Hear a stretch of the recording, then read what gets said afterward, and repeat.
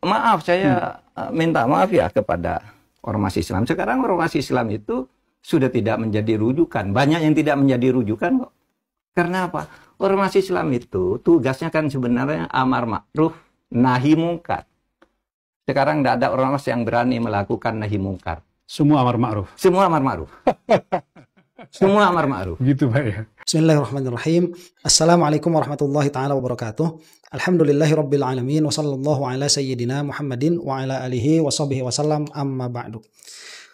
Saya mendapati video Habib Rizik ya, dan untuk sebagian kalangan mungkin Habib Rizik ini ya kontroversial, kemudian pembicaraannya itu tidak banyak membahas tentang ilmu. Tetapi kalau misalkan kita memang meneliti dan menelaah apa yang beliau katakan, itu ilmunya banyak ya, bisa kita lihat dan kita bisa reflektif, kita bisa refleksi, kemudian kita bisa melihat impian beliau itu bukan untuk memecah belah umat sebetulnya, tetapi ingin ingin mengaplikasikan syariat begitu. Dan mengaplikasikan syariat ini ada dua bentuk begitu ya. Ada bentuk hukum-hukum secara umum yang dipaksakan, kemudian ada bentuk-bentuk hukum secara umum yang sifatnya itu pribadi. Dan sebetulnya Habib Rizik di dalam video-videonya, di dalam pidato-pidatonya itu tidak terlalu menekankan penekanan syariat Islam yang harus ditegakkan menjadi undang-undang begitu. Sebetulnya tidak beliau itu. Tetapi dalam satu hal atau dalam beberapa waktu ceramahnya, beliau itu menekankan supaya kita ini bertakwa, kemudian mengikuti hukum-hukum syariat secara individu yang bisa dilaksanakan. Kemudian dalam sisi yang lain, beliau itu mengendorse ya supaya para pemegang dan pemangku jabatan ini berlaku dengan baik sesuai dengan undang-undang, dan kalau bisa begitu ini diperjuangkan juga hukum Islam itu di parlemen. Itu sebetulnya secara garis besar. Nah, ada yang menarik dari apa yang dikatakan oleh Habib Rizik di dalam video yang akan kita saksikan ini.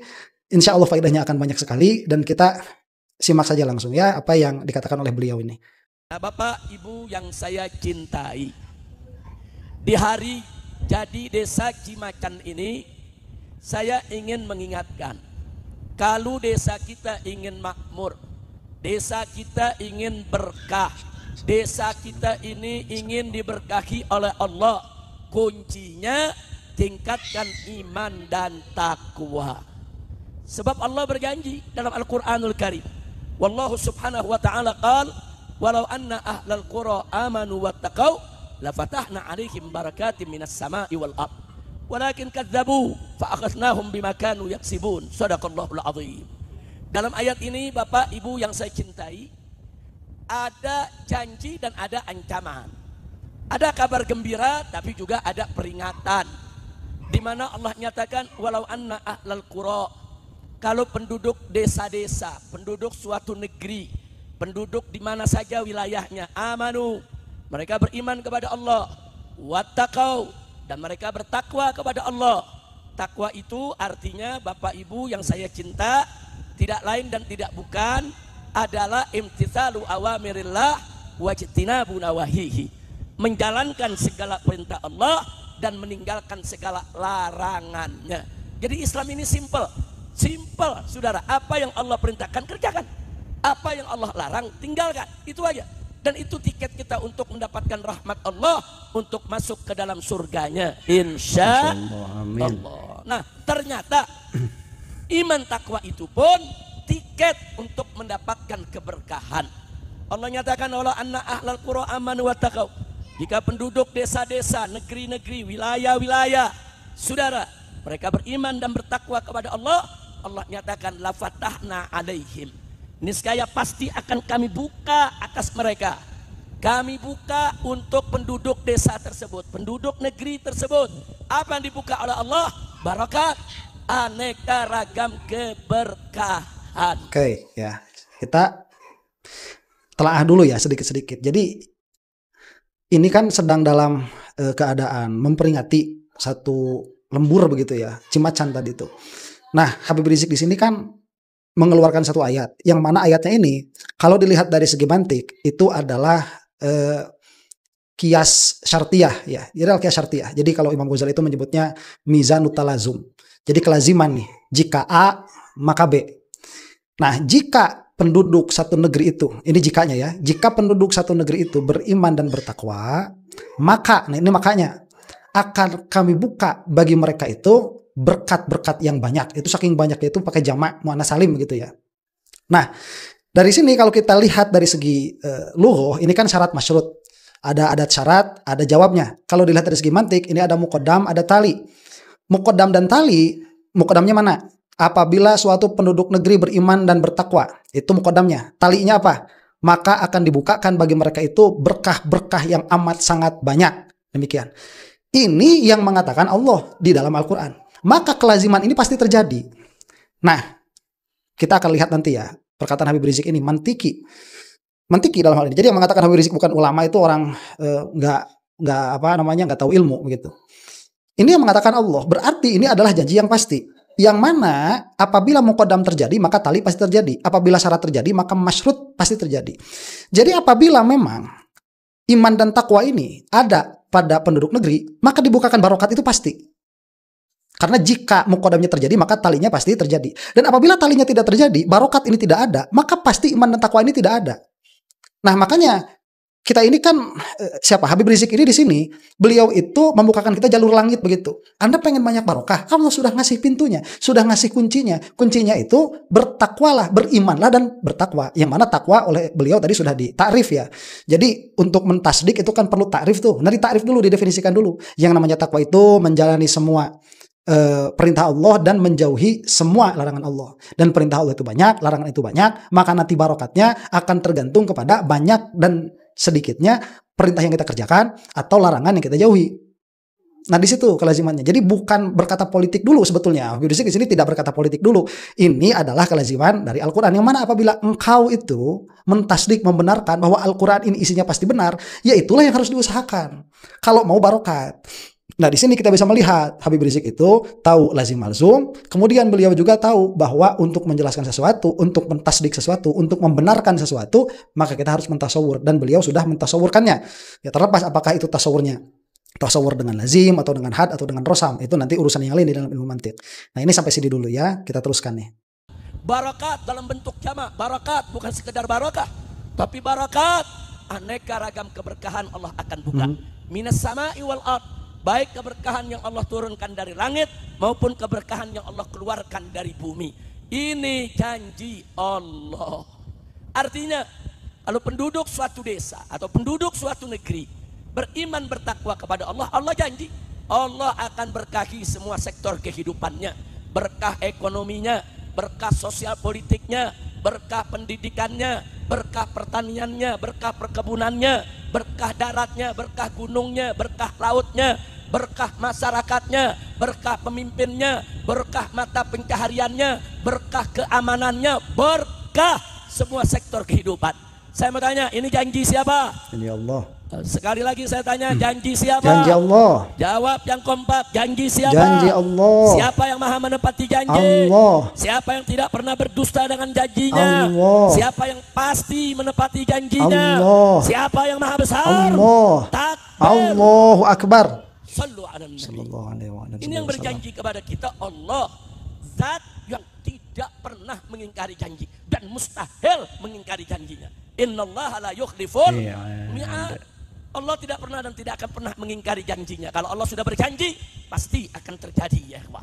Nah, Allah udah janji kalau penduduk satu daerah, kalau penduduk satu desa, kalau penduduk satu negeri beriman kepada Allah, bertakwa, melaksanakan segala perintahnya dan meninggalkan segala larangannya, maka Allah buka semua pintu keberkahan. Nah, inilah yang kita maksud, dai yang memberi peringatan. Kita ini kan sekarang sedang di dalam masa orang-orang itu menyimpulkan perkara dari data ya. Kenapa Indonesia ini miskin? Kenapa Indonesia ini indeks kebahagiaannya rendah? Itu pasti dikait-kaitkannya kan dengan GDP, dikaitkannya itu dengan korupsi, dikaitkannya itu dengan ketersediaan lapangan pekerjaan. Itu kan pola pikir, bukan pola pikir Muslim sebetulnya. Itu pola pikirnya ya pola pikir orang-orang yang katakanlah materialis ya, sehingga tatkala melihat sesuatu itu mereka tidak mengambil solusi dari Al-Qur'an. Al-Qur'an itu sudah ngasih solusi. Kalau kamu mau berkat, iman dan takwalah begitu. Selesai. Yang lain itu akan selesai dengan sendirinya. Kalau kita ini menetapkan masing-masing dari diri kita, di dalam diri kita itu apa? Iman dan takwa. Dan inilah mungkin ya salah satu yang tidak disukai oleh orang-orang yang pola pikirnya itu pola pikir materialis. Ya, itu kan apa? Itu kan tidak ilmiah dan lain sebagainya. Itu urusan ya. Kita bisa berdebat dalam hal itu dengan perdebatan yang sangat panjang. Cuman poinnya, kita ini kan umat muslim. Muslim ini kan kita belajarnya Al-Quran. Dan kita tahu Al-Quran itu kalamullah, firman Allah. Yang mana kalamullah itu isinya pasti benar. Yang mana yang benar itu ada dua, ada yang qat'i, ada yang zonni, ada yang mudah diakses maknanya, ada yang tidak mudah diakses maknanya. Ini maknanya mudah diakses. Dan Habib Rizik itu mengingatkan. Jadi kalau misalkan dalam peringatan seperti ini dikatakan radikal dan lain sebagainya, Habib Rizik ini, mana segi radikalnya begitu? Nanti kesananya itu lawazim dari sini. Kenapa? Karena tadi ahlul qura itu penduduk satu negeri. Berarti harus satu negerinya itu bagus. Makanya orang-orang yang secara nampak mereka itu tidak menampakkan keimanan, secara nampak begitu, secara terang-terangan tidak menampakkan keimanan dan tidak menampakkan ketakwaan. Inilah yang oleh Habib Rizik diserang habis-habisan itu. Nah, saya tuh heran lah kok ada jenderal-jenderal yang merasa terusik dengan apa yang dikatakan oleh Habib Rizik ini. Kemudian sampai dikatakan beliau ini radikal dan lain sebagainya. Aneh-aneh saja ya. Nah, makanya Bapak Ibu, kalau sekarang ini kita rasakan negeri kita banyak masalah. Negeri kita banyak masalah. Hasil alamnya begitu banyak, tapi orang miskin juga banyak. Saudara, negeri ini kaya hasil tambangnya, tapi pengangguran di mana-mana. Berarti apa? Enggak berkah. Nah, kenapa enggak berkah? Berarti ada permasalahan soal iman dan takwanya. Nah, jadi itu merupakan indikator kita. Jadi kalau negerinya itu berkah, semua serba mudah. Cari kerja mudah, cari kerja berkah, nggak ada yang kelaparan, nggak ada yang stunting dan lain sebagainya, saudara. Berkah. Tapi kalau kita punya negeri nggak berkah, selalu ada masalah, saudara. Atau kalau kita dikasih pemimpin yang zalim, pemimpin yang jahat, pemimpin yang nggak cinta sama rakyatnya, saudara, ada apa? Keberkahan dicabut oleh Allah. Kenapa dicabut? Karena masyarakatnya tidak beriman dan bertakwa. Oke, nah itu betul. Jadi cara pola pikirnya umat muslim itu harus Qur'ani. Begini, ini kan sudah ada tuh informasinya secara talazum. Apabila penduduk suatu negeri itu beriman dan bertakwa, maka akan dibukakanlah bagi mereka itu berkah yang amat sangat banyak. Sekarang berkahnya nggak ada begitu. Maka pasti iman dan takwanya tidak ada. Bagi ahlul qura ya, bukan bagi sebagian individu, bukan. Ahlul qura secara komunal begitu, secara komunitas itu tidak ada. Lah berarti kalau mau barokah tinggal diadakan ininya. Karena tadi jika talinya tidak ada, maka muqaddamnya itu pasti tidak ada. Talinya ini manfi begitu ya, masyrutnya ini manfi, maka syaratnya itu pasti tidak ada. Nah, inilah kecerdasan di dalam berpikir mantik ya. Jadi salahnya orang-orang yang tidak berpikir mantiki, tatkala mereka menginginkan berkah, mereka juga kan sama ya. Mau orang liberal kayak, mau orang ateis kayak, pasti kehidupan dunianya itu mau mudah, mau uang banyak, pekerjaan mudah, ekonomi tidak sulit begitu ya, mau kawin lagi bisa. Itu mungkin yang diinginkan ya. Nah mereka itu suka salah, mereka itu suka belajar kepada orang-orang yang dibukakan berkat. Itu salah tuh. Jadi kita pengen berkah nih. Kita cari mana negara-negara yang penuh berkah misalkan. Ya, berkah dalam pengertian duniawi begitu ya. Belajar ke Jepang, belajar ke China, belajar ke Eropa. Salah. Kenapa? Karena secara mantiki begini, apabila ada berkat belum tentu ada keimanan dan ketakwaan. Itu masalahnya belajar mantik itu. Ya, apabila ada satu proposisi yang mana dia itu adalah syartiyah, jika A maka B. Nanti kesimpulannya begini, A terjadi maka B pasti terjadi. B tidak terjadi maka A pasti tidak terjadi. Adapun A tidak terjadi tidak menjadikan B tidak terjadi. Adapun B terjadi tidak menjadikan A terjadi. Jadi kalau misalkan kita melihat ya ada negara-negara yang menurut perspektif kita ini penuh dengan berkah tadi. Punya pemimpin yang baik, kemudian pekerjaan lapangan pekerjaan mudah, kemudian ekonominya stabil, dan lain sebagainya, itu belum tentu ada keimanan dan ketakwaan. Makanya banyak sekali kita itu melihat ya, negara-negara yang makmur dalam perspektif ini berkah begitu ya, yang tadi saya sebutkan, malah kesehatan dijamin, pendidikannya bagus, segala macam, tapi iman dan takwanya tidak ada. Memang bukan kelaziman begitu. Allah mengatakannya begini, jika ada iman dan takwa, maka dibukakanlah berkat. Bukan begini, jika ada berkat, maka di situ ada iman dan takwa. Bukan seperti itu. Ini syarat masyrut. Dan ini sangat penting sekali begitu ya untuk dibahas karena banyak sekali orang-orang itu yang memandang sebelah mata kepada kealimannya Al-Habib Rizik ini. Betul, tidak semua yang beliau katakan itu benar. Betul, karena kita tidak meyakini adanya Imam Maksum, termasuk diantaranya tatkala Habib Rizik mengatakan harus tes DNA, itu sudah salah sedari awal itu. Begitu. Cuman mayoritas apa yang beliau katakan itu benar. Jadi kalau kita melihat kenapa sih kita dapat pemimpin, kadang-kadang dikasih pemimpin yang zalim? Saudara, ya kita introspeksi diri. Kalau kita beriman bertakwa, enggak nantinya Allah kasih kita pemimpin yang zalim. Kalau kita beriman bertakwa, Allah nggak bakal kasih kita pemimpin yang jahat. Kalau kita beriman bertakwa, Allah akan kirim pemimpin-pemimpin yang adil, yang baik, yang amanat, yang jujur, yang bertanggung jawab, yang cinta kepada rakyat bangsa dan negaranya, saudara. Syarat tingkatkan iman dan Takwa. Saudara. Nah, kalau maksiatnya merajalela di mana-mana, nah makanya hati-hati.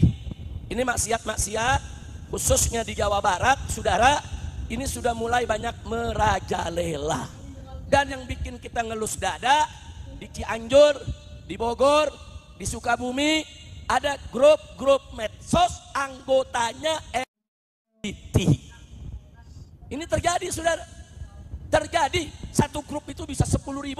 Ada urusan apa 10.000 pemuda masuk dalam grup LGBT? Sedih, saudara. Itu dosa yang luar biasa LGBT.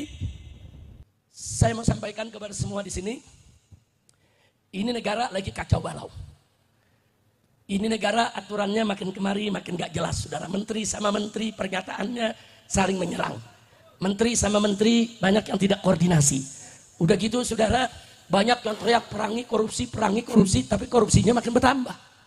Saudara, memerangi korupsi bukan dengan mulut, bukan. Seorang pejabat kalau mau memerangi korupsi, katakan presiden mau memerangi korupsi, bukan dengan teriak, saudara. Bukan dengan mulut, tapi dengan aturan, dengan regulasi, dengan penegakan hukum. Kalau betul presiden mau tegakkan hukum, perangi koruptor. Presiden kita berkali-kali berteriak, ayo perangi koruptor. Saya akan perangi koruptor. Saya tidak takut itu ancaman koruptor. Sudah bagus kalimatnya, sudah bagus kata-katanya. Tapi sekarang yang kita minta adalah actionnya, tindakannya. Korupsi nggak bisa dihapus dengan kata-kata. Korupsi nggak bisa dihapus dengan teriak-teriak. Korupsi nggak bisa dihapus, saudara, dengan retorika. Korupsi hanya bisa dihapus dengan penegakan hukum. Tangkap semua koruptor, jebloskan mereka ke penjara. Hukum yang berat tanpa pilih bulu. Setuju tidak? Setuju. Setuju tidak? Setuju. Takbir. Allahu Akbar. Saya berkali-kali sampaikan, saudara. Oke, sebelumnya ya. Nah, nanti kenapa Habib Rizik itu marah-marah? Ya tadi kan kita ini muslim ya. Muslim itu ya begitu. Patokan benarnya itu Al-Qur'an dan hadis ya. Dengan pemahamannya harus ditasih betul tuh. Itu kan jelas, barang siapa atau apabila suatu penduduk negeri itu ada iman dan takwa, maka akan dibukakan barokat-barokat. Ini kan berarti komunal. Nah, secara komunal kita ini sudah muslim ya. Tetapi tadi sebagaimana dikatakan oleh Habib Rizik, banyak sekali kelompok-kelompok yang mana mereka itu melanggar syariat. Saya tidak mengatakan melanggar hukum negara ya, melanggar syariat. Melanggar syariat yang mana berarti tidak ada takwa di situ. Itu terang-terangan menampakkan diri mereka tanpa ada penanggulangan, tanpa ada reaksi yang tepat kepada orang-orang yang menampakkan kemaksiatan itu dari negara. Kemudian tatkala kita ini ya, yang sama-sama satu negeri, sama-sama muslimnya, ini mau mengingatkan, nggak boleh. Begitu. Terus siapa yang mau mengingatkan kalau begitu? Kemungkaran mau dibiarkan? Makanya kan ada peringatan-peringatan seperti ini daripada alim ulama. Kalau bukan Habib Rizik siapa coba? Apa kita lihat dari ulama-ulama yang katanya Nahdlatul Ulama itu yang nahi mungkar, kita lihat nggak? Ya, mereka gereja aja dijaga ya. Bukan berarti itu jelek, bukan. Dalam satu hal mungkin itu bisa positif. Tetapi di mana nahi mungkarnya? Kalau kekafiran pun itu sudah dilindungi. Di mana? Jadi akhirnya ya begini, itu kan urusannya polisi. Kalau mau ya Bansar sama Ansor itu hubungi polisi, tolonglah dijaga begitu. Fungsinya sebagai polisi itu menjaga kebebasan setiap penganut agama untuk melaksanakan agamanya dengan aman, dengan bebas. Itu kan cukup, sudah ada itu. Kemudian kalau misalkan polisinya ini tidak sanggup meminta kepada beberapa pihak, ya silahkan. Kalau sekarang ini secara inisiatif sudah timbul dari organisasi-organisasi Islam untuk melindungi kesesatan, secara pasti itu sudah sesat, itu sedari awal. Itu dilindungi dengan inisiatif mereka loh ya. Saya tidak mengatakan dengan permintaan. Kalau dengan permintaan nggak ada masalah. Saya pikir begitu. Kalau misalkan dia itu sudah dengan inisiatif, lalu kemana penjagaan akidah ini? Kemana penjagaan kemungkaran? Kalau kemungkaran yang paling besar itu sudah dilindungi. Ya, bukan secara aparat, itu mah sudah kewajibannya. Disitulah toleransi. Jadi toleransi itu bukan jadi campur aduk ya. Akhirnya kemungkaran yang jelas mungkarnya itu malah dilaksanakan. Jadi dalam pengertian apa? Dalam pengertian begini bahwa menjaga keutuhan bangsa itu satu hal, ya. Melaksanakan atau setidaknya menyuarakan apa yang seharusnya dilakukan itu hal lain. Dan di dalam pernyataan setelah itu, Habib Rizik mengatakan banyak sekarang itu pemimpin-pemimpin, pejabat-pejabat yang korupsi, tetapi di lain pihak banyak juga pejabat-pejabat yang menyerukan anti korupsi. Hatta ya, sehingga begitu ya, koruptor pun kalau mereka itu orasi di hadapan publik pasti anti korupsi. Lah makanya ini kan menjengkelkan bagi kita nih sebagai masyarakat, sebagai rakyat. Masa pejabat cuma bisa keluar-keluar anti korupsi? Anti korupsi itu tidak bisa dilaksanakan hanya dengan retorika. Itu sebagaimana disebutkan oleh Habib Rizik. Itu harus ditegakkan betul-betul anti korupsi itu. Lah kemudian kalau misalkan nanti ada pertanyaan ya, kalau gitu ngapain Habib Rizik teriak-teriak anti korupsi? Itu karena memang yang bisa dilaksanakan oleh kita cuma teriak-teriak. Yang bisa dilaksanakan oleh rakyat itu hanya berorasi, hanya bernarasi. Kita tidak memiliki kebijakan. Yang punya kebijakan kan mereka-mereka tuh sebagai wakil kita seharusnya. Sehingga apabila tidak ada yang menyuarakan anti korupsi, tidak ada yang menyuarakan ini, apalagi ditakyin dengan orang-orangnya, nanti sebagaimana akan dilakukan oleh Habib Rizik, itu akhirnya menjadi pembiaran. Cuman omon-omon doang. Kalau omon-omon doang mah gak usah jadi pejabat begitu, gak usah jadi wakil kita. Lah kita juga bisa kalau cuman ngomong itu. Nah ini eksekusinya tidak bisa. Eksekusinya ada pada pemegang kebijakan. Dan para pemegang kebijakan ini adalah mereka. Inilah kesalnya kita. Dan tatkala kita kesal seperti ini kan sebetulnya kalau saya pribadi begitu ya, saya kan merasa terwakili itu. Masih ada alim, ada ulama, meskipun tidak banyak. Saya melihat itu, ya beliau itu salah satu-satunya, kalau bukan salah satunya, ya siapa lagi coba? Ya kalau bukan beliau ini, yang memang keilmuannya ada. Kalau misalkan yang lain cuma teriak-teriak ya, kadang-kadang keilmuannya juga susah begitu. Kan kita harapkan yang seperti beliau ini lebih banyak. Coba ada 5 saja yang seperti Habib Rizik. Itu sudah itu pejabat gak bakalan bisa banyak bergerak. Ya, itu pasti terdengar aspirasi. Lah ini cuma tinggal satu-satunya. Lah kok mau dipadamkan juga? Repot kita itu. Ya, sudah susah. Apa mau dibiarkan tuh negara seperti itu? Kemudian orang muslim, orang mukmin sudah meninggalkan pola pikir Al-Quran, itu apa mau dibiarkan? Ya ini bisa jadi perbedaan pendapat, misalkan, kami tidak membiarkan apa segala macam, ini kan rahmatan lil alamin. Ya sudah, berarti ada perbedaan pendapat di situ, jangan diganggu-gugat begitu. Biarkan yang bersangkutan ini mendakwahkan yang mana secara syariat dan secara hukum ini dibenarkan, malah dianjurkan oleh syariat itu. Ya, oleh hukum juga dibolehkan, diperbolehkan. Jadi ala kulli hal ya, saya ini melihat ada kesedihan di dalam dirinya Habib Rizik, yang mana beliau itu sudah